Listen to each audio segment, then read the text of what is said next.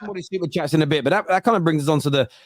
I mean, Man United have been linked to some mad players in the last few days, and a few gooners have been calling me out a bit. No, not gooners, United fans. Oh, you were really happy with the window a few weeks ago. I was when we'd signed Højbjerg and Onana, and Højlund and Højlund and Onana, and the big reports were saying like, we're about to sell these other players, and we're going to bring in Amrabat and Gravenberch, and we're looking at Todibo. I was excited, but we've gone from that to we might be signing Marcus Bloody Alonso, Johnny Evans on a 1-year deal, keeping Maguire, and now we're linked to Højbjerg.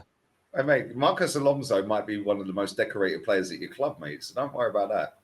He's shit. He's better than Luke Shaw. Bro, that's not hard at times. And listen, I read a report, and it hasn't been confirmed yet, that he's got degenerative muscles in his leg around the bone that broke, which means he's done. Right? The fact, and I said to him, Cancelo as well, so he's definitely leaving. Yeah, listen, it's crazy to me, but Højbjerg as a player, what are you saying? Right. He is all right. He's not great. He's Tottenham level.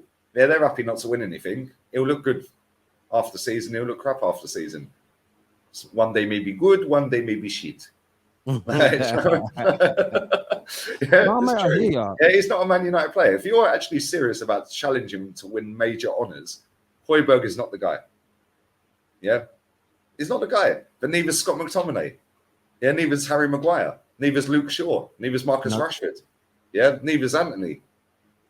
So you can all cry about the signing if you sign him. You can all cry about Marcus Alonso or the C-Tech Hugh Wizzy from Chelsea, Cucurella. Yeah, you can all cry about these signings, Tagliafico and all of that. Bro, you got bigger problems than signing a left back, mate.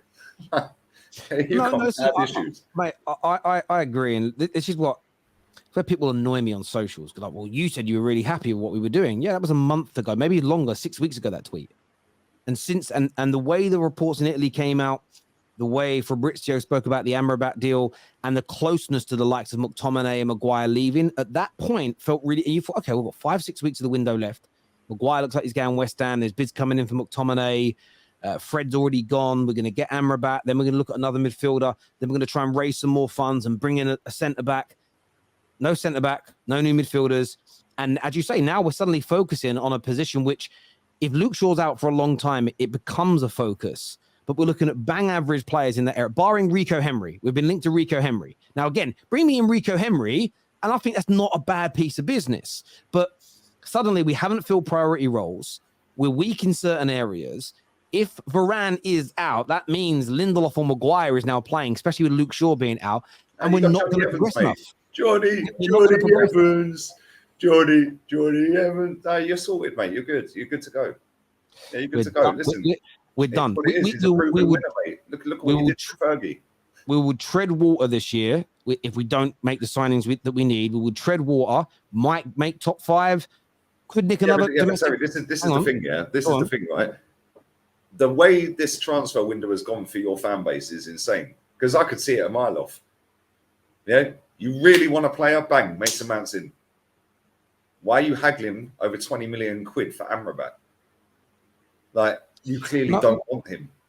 Because if you wanted him, you've got 20 million quid to buy him. Right? And that's why I've turned around, and I said in the video this morning, this is where Man United fans have got to drop their agendas, and we need the human race to become less polarized. And we're gonna No, I know, right? Because you've got to be able to balance yourself, because there are elements of this that is on Erik ten Hag, because I think he should have gone and got Gravenberch and Amrabat before Mount, but you could be very right. Maybe he just doesn't. If he now goes for Højbjerg, then that, even if he was negotiating for Amrabat, which I believe he was, he rates Højbjerg more. Højbjerg's probably going to be more expensive than Amrabat. So if he goes and drops 35 million now, 40 million on Højbjerg, then we know it was nonsense briefing from the club that we had to buy to sell before getting Amrabat. And that's partly on the club for not go and get Højbjerg. If Højbjerg's who you want, go and get him earlier still. Give him a pre-season with us. I'm not a massive fan of him. I don't think he's a trash player. I think he's in that McFred level. He's in that area. So like I've said, all the players we're linked with, I don't think are dirt. I don't think are going to regress us. But I don't think we're going to improve by the levels that we need to go to the next standard. We can still make top 4. We might nick a trophy still, which is good, but it isn't progression on last year, and I want more progression. So I'm looking at my manager and who he's signed, what he has pushed for, what he lands in the end. Because for me, again, I think Amrabat is twice the player that Højbjerg is. I think Gravenberch technically is far superior. They're bigger and they're stronger and they're more combative, and I think they're better football players. If you're going down that route of going for these dead midfielders, you might as well keep McTominay. Like, real talk, you might as well keep him. Yeah? Mate, listen, I hear you. I hear you. Terry finding a way to blame the Glazers. Well, again, everything always comes back to them because the Bucks. What is that comment? Is he a United fan? What is that comment? I don't know. Like, at the end of the day, everything comes back to the manager or the owner. Yeah, and the manager is paid by the owner. Yeah, the manager has got rid of David De Gea, Fred, a few others, Ronaldo, yeah, and cleared nearly £2 million off of your wage bill every week. And Man United fans have got money for the Glazers that are now penny pinching. So Man United fans have to educate themselves on our structure. So the structure is very similar to what Ten Hag had at Ajax. Doesn't have 100% control over the ingoings and outgoings. It's a panel of where he has a say. And it's essentially the way I was listening to it described how it kind of works at Man United. If Ten Hag wants somebody and the other two on the panel, which include Myrtle, say no, it doesn't happen. Ten Hag can try and convince them and go, okay, we'll agree with you and we do it. So okay, Ten Hag. Sorry to cut you off. Yeah, so on that basis, your manager's a blatant liar. Yeah, because he said when he got that job, I wouldn't have took the job unless I had full say on transfers. So he does have full quote. He said that again, but you're misinterpreting full say. So full say. So let me explain because it's been explained. Hang on. This is the thing. He has a say, but it is dangerous to give a manager 100% control, and he doesn't have 100% control at the club. He has influence, and he can convince. Equally, if he's dead set against a player, he can veto moves as well. So he's not a liar. You've misinterpreted him. And what I'm trying to explain to you, if you just let me speak, is it's been explained. I'll try and find you the link later. Somebody from The Athletic went through it about a year ago in full detail about how it works. However, what I'm trying to say, I'm not worried about him being a liar because I say this all the time. I don't care what people say in press conferences because it's all PR. I care about the actions more than I care about what they say. I couldn't give a shit what they say because we all know they don't speak bullshit, but they say what they're told to say, right? For me, I'm holding the manager accountable for the players that he's picking and signing. I'm also holding elements of the board accountable. For instance, if we hadn't wasted so much money in years gone by that has nothing to do with Ten Hag, there would have been the money this summer to go after Harry Kane. There would have been the money to compete for other players of a higher standard. There is still a upper limit to how much we can spend. So when people say, how are you blaming the Glazers? This isn't about saying it's all the Glazers 100% and no one else is accountable.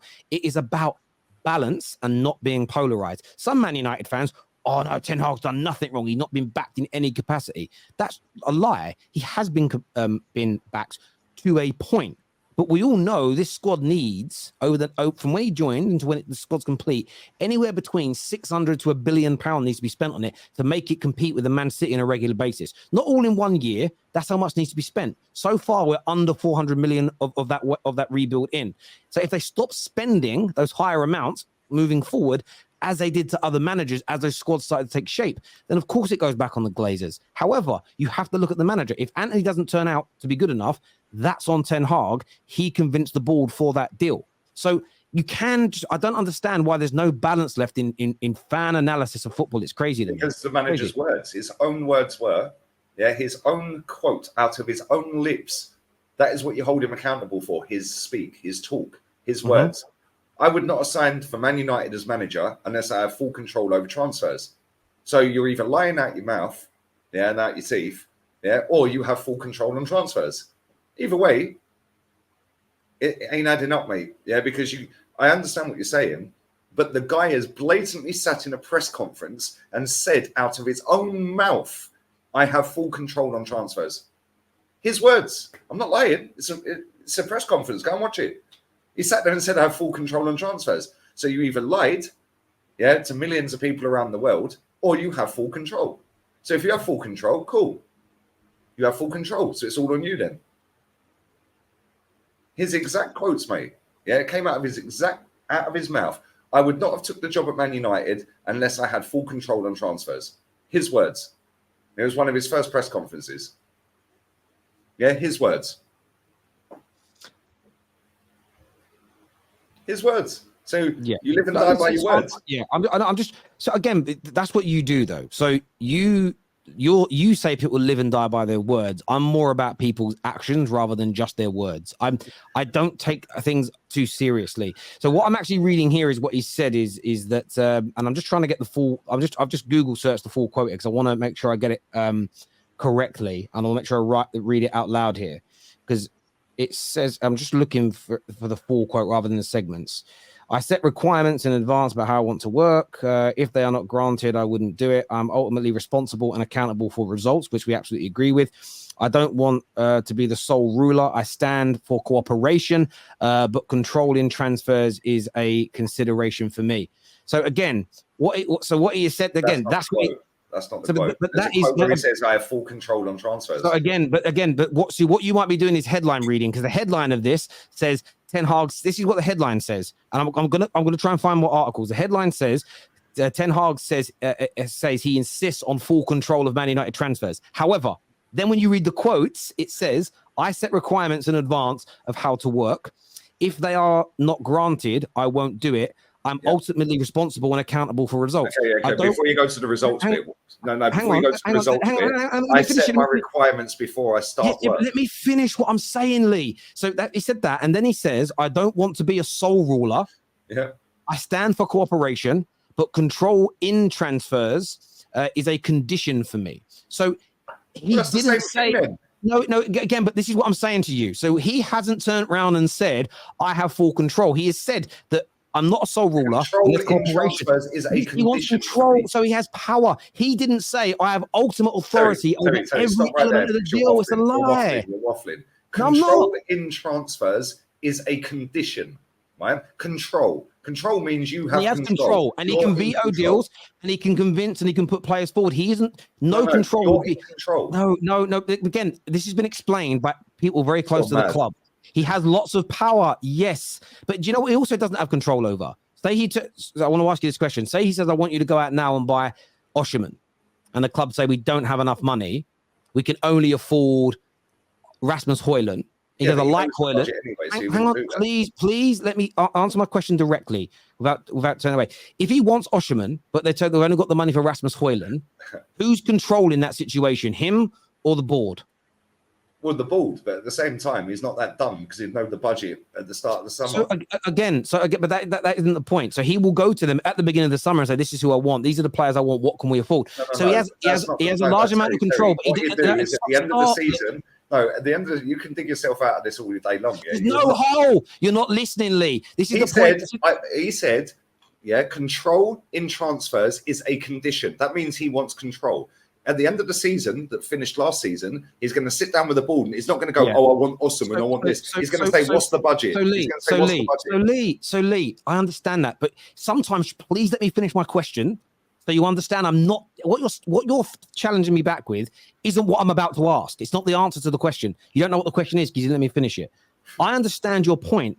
He had full control over the club going to get an Anthony. Agree. So he's accountable for that. I've seen Man United fans, and this is the point I'm trying to make to you. I want to see if we're on the same page.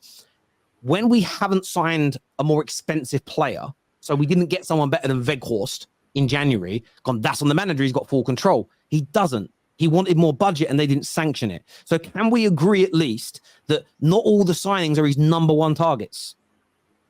Yeah, but that's a totally different conversation. Yes, it is. But this is where, again, you've missed my point. No, I haven't missed your point. No, you have. You wouldn't be saying it's a different conversation. Some Man United fans. You're never going to always get your main target. Lee, it's not. Listen, because some Man United fans use the quote you're saying, he has full control, to slag him off for going for Weghorst and not a better striker. He wanted Weghorst. Be real with it. So you think he wanted Weghorst above all other strikers in Europe in January? He got rid of Ronaldo and signed Weghorst. That's on him. Answer me a question and we'll move on. Do you think he wanted Weghorst above all other strikers in Europe in January? He asked the question, and this is where you're misunderstanding. Yeah, No, he wanted Gakpo, and the club didn't sanction the money. Then by the time they were getting close to it, Liverpool took him. That's who he went for. Just take the L. The whole chat are on my side. So yeah, what, we're good. What do you mean L? Like, so you're telling me you think he wanted Weghorst above Gakpo?